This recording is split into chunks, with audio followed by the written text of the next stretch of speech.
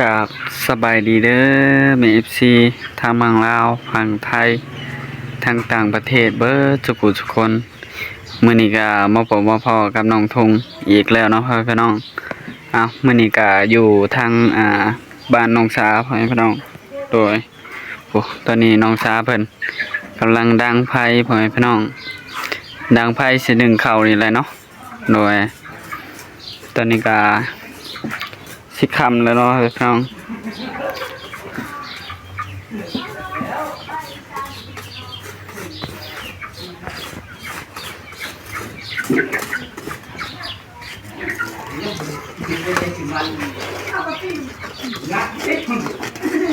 สบายดีน้องสาสบายดีเด้อแม่ชีทางปอเพิ่นก็เฮ็ดเรือนเนาะเริ่มก่อขึ้นไปเรื่อยๆเนาะมีเงินได้เงินมาเทื่อเล็กๆเทื่อละน้อยเฮาก็มีต่อเติมไปเทื่อเล็กเทื่อละน้อยเนาะแม่นของนอนประมาณนี้เนาะเพิ่นก็ก่อจำบ่ทุกอันแล้วยังเหลือแต่ข้างในยังบ่จำมาบัดนี้เพิ่นก่อไปจริงเพิ่นหากเลยหยุดก่อนเพราะว่าปูนเบิดแล้วเนาะบ่ฮู้ว่าปูนสอบแล้วเท่าใดเนาะปูนเบิดแต่ก็หยุดก่อนขอทางสารหาเงินมาก็โตเติมมา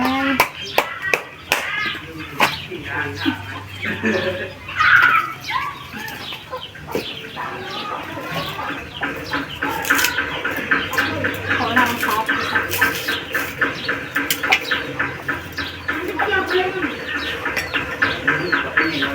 น้องผู้ค้าเพิ่นก็นอนอยู่อู่เพิ่นเลยทุ่งอู่ก็เป็นอู่ของร้านทางมังสาที่ว่าไปเป่าน้ำกันนั่นแหละเมื่อนี้เป็นมื้อวันศีลใหญ่ก็เลยพาน้องผู้ค้าเพิ่นลงวัดไปเป่า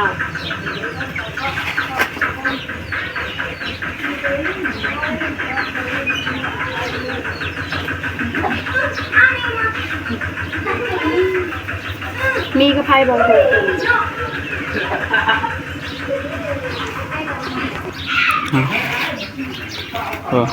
เอาเข้าไปให้น้องสาเพิ่นเนาะเดี๋ยวสิพาอัปเดตเรื่องจังหน่อยเนาะจังเขาแล้วจ้ะเพื่อนเพิ่นก็ได้เฮ็ดไปหลายขั้นตอนเรียบร้อยเนาะกำมาเลยก็ซื้อเต่าเฮ็ดกินเอาเงินให้น้องลินไว้ซื้อน้ำเลยค่ะซื้อของกินไว้น้ำให้น้องลินอยู่กับน้องหน่อย2 คนภายในมีน้องหน่อยเป็นมาอยู่น้ำกายอยู่เป็นหมู่น้องลินเนาะน้อง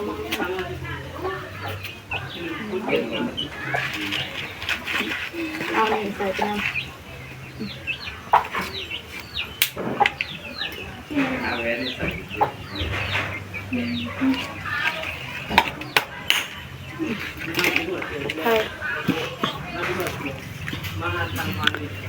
ยังบ่ได้เมื่อเนาะประมาณ3 มื้อพุ่นแหละจังได้เมื่อ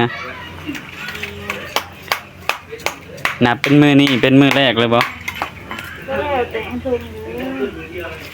มื้อมามื้อนี้เนาะ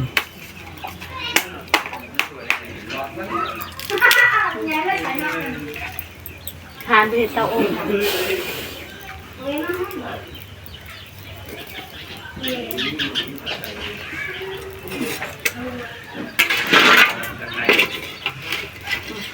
เขาเห็นไห่มอ1เขาบดำปันได้เรียมอ1อันนี้เขาใส่กระเตะเนาะมันมาเพิ่นกระเตะกระหมูเนาะถ้ากระเตะกันเนี่ยปิ้งเลยเนาะปิ้ง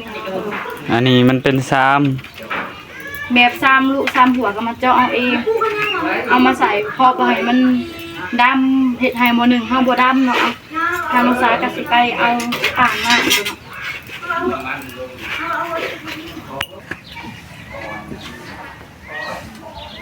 เรียบร้อยเดี๋ยวนี่ใส่หัวเพราะว่าเฮาบ่มีแนวใส่นั่นเนาะก็เลยได้ใส่นี่เพราะว่าแรกๆเพิ่นก็ไว้อยู่ในแหละก่อเรือนก็เลยเอาออกมาไว้นอกแม่เพิ่นให้แม่ก็ให้ใส่ลายเนาะ ขาส่ง ขาทรงใหญ่บ่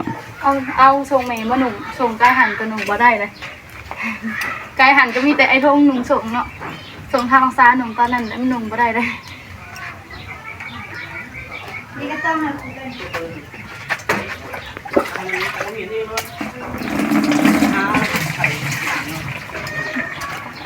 เอากระสีเอาเข่าโบราณเอาเข่าเย็นให้กัน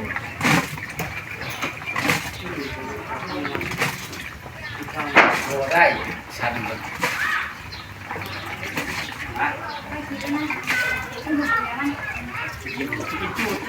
ล้นไข่ซื้อกินเรียกว่าล้นเอาโบราณเอาปรีคือลืมเบิ่งเขาเย็นเป็นหนึ่งลืมเบิ่งเขาเย็นค่ะเอามัน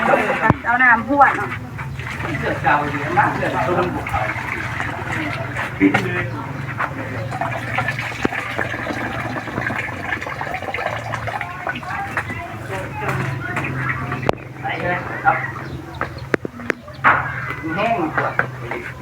เอาเขาเย็นมาจ้ะ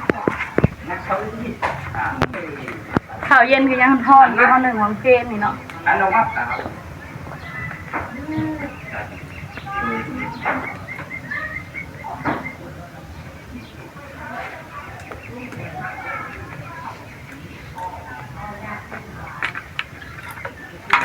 โอ้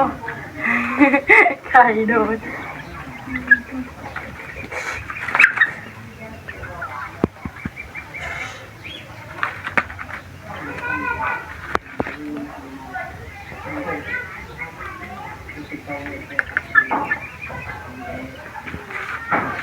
เมย์เพิ่นบ่ให้เอาข้าวหมาเบิดเนาะข้าวเย็นยังร้ายอยู่ซันนี่ยังเต็มที่อยู่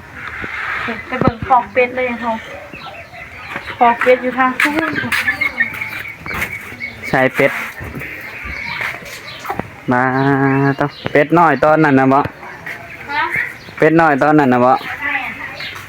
พอเป็ดน้อยตอนนั้นใหญ่แล้วเนาะเลี้ยงก็พอได้กินนี่แหละถ้าบ่มีของกินเฮาก็สามารถเอามาต้มกินได้เนาะเฮ็ดเลี้ยงแบบธรรมชาติเลยเนาะเฮ็ดพอกไว้อยู่ในตารางเราตารางเราก็บ่ใหญ่ปานใดเนาะเราก็น้อยเอามากินนะเอาเลยนะไปเบิ่งทางเพื่อนไปก่อนจะมาเชื่อมกันเลยนะใครก็เริ่มติดเลยใครจักอันนี้ก็สิเป็นห้องกว้างมันมืดหน่อยทงเนาะมืดค่ะเทพื้นเรียบร้อยเนาะเทพื้นเรียบร้อยก็สิประมาณนี้ห้องก็ใหญ่เติบทั้งทางมาดอกก้อน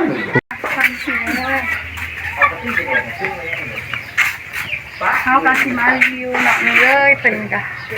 เฮ็ดเรียบร้อยเนาะทางนี้กะทางนี้กะก่อขึ้นเรียบร้อยแล้วก่อขึ้นแล้วก็จะแหลกแล้วนี่คักน้อยทงเนาะไหมเนาะก่อแล้วก็คักกันเลยแม่นแต่ทางหน้ายังบ่ได้ก่อเพราะว่าปูนเบิดก่อนเพิ่นเฮ็ดเวียกตอนนั้นแหละที่ว่าเกี่ยวเขาไถนายังอย่าได้เงินมาก็มีแต่เก็บเทื่อเล็กๆเทื่อละน้อยเนาะทางพอน้องซาก็ไปเวียกทุกมื้อเนาะสู่ซนไปเพื่อเอาเงินมาเฮ็ดเฮือนก็บ่ได้หลายเนาะเฮ็ดเฮือนก็เฮ็ดเฮือนเอาเองจ้างแบบจ้าง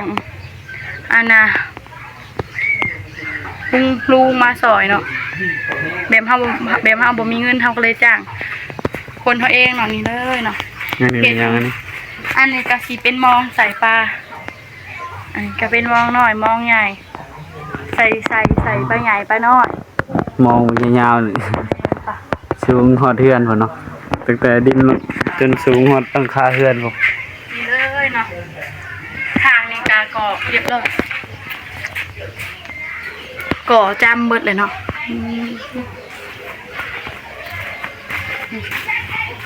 เรียบร้อยแล้ว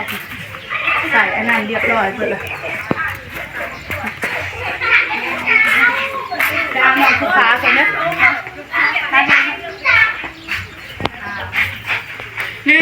หรือว่าเจ้าหาสิถ่าย โอ้ตอนนี้ก็ได้ประมาณนี้เนาะอันนี้ก็สิเป็นผ้าไม้เหี่ยเก่าที่ว่าแอมตัวนี้แหละแล้วก็เปลี่ยนใส่ผ้าซาร่าเนาะยามเฮามีเงินเฮาก็เปลี่ยนเนาะโอ้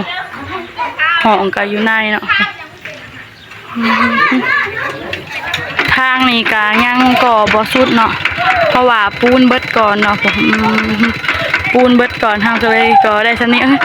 ข้อน่ะนะไอ้ทงอุ้มคอไว้โอเคผู้ไอ้ทงอุ้มน้องผู้ฟ้าผู้ผู้เป็นหยังฮะผู้หาวนอนเด้อถ้ากินไอ้ทงอุ้มน้องผู้ฟ้านะผู้ไปย่างไปทงวะผู้ไปย่างอุ้มน้องผู้ฟ้าไปเพิ่นนอนอยู่เนาะพี่ไอ้ทงมาพี่โหว้ายโหอยู่น้ำพอคนนะ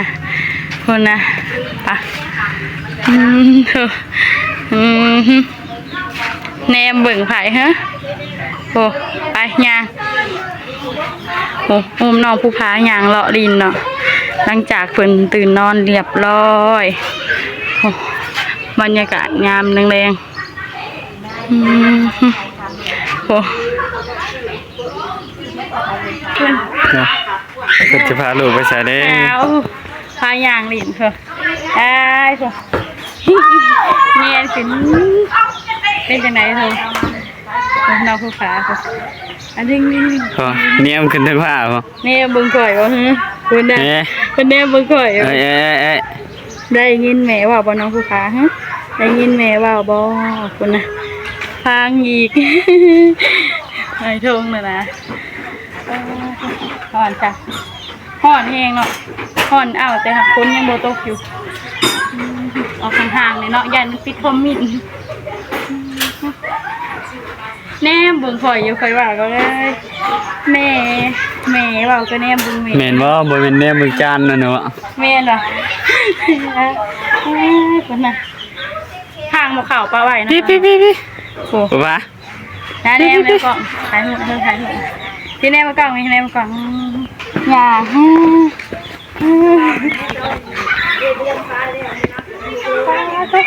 ในเดือนปลายน้ำหนัก6 โลขีดจงไงได้6 โลเลยห่อนเด้จะฮะเพิ่นกำลังสิแนมกล้องมือนี่ไม่ใช่ไปตานี่โลแห่งนี้ฮะ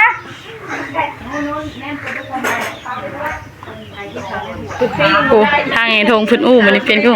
ปินหน้าไม้ทงว้าโทษพี่ผู้ผาผู้แน่ไม้ทงผู้หาวนอนโอเคแน่ไม้ทงหาวนอนอยู่1หาวนอนอยู่เด้อผู้วันนั้นเมย์ซีดูวันนั้นเมย์ดูว้าวยังบ่ได้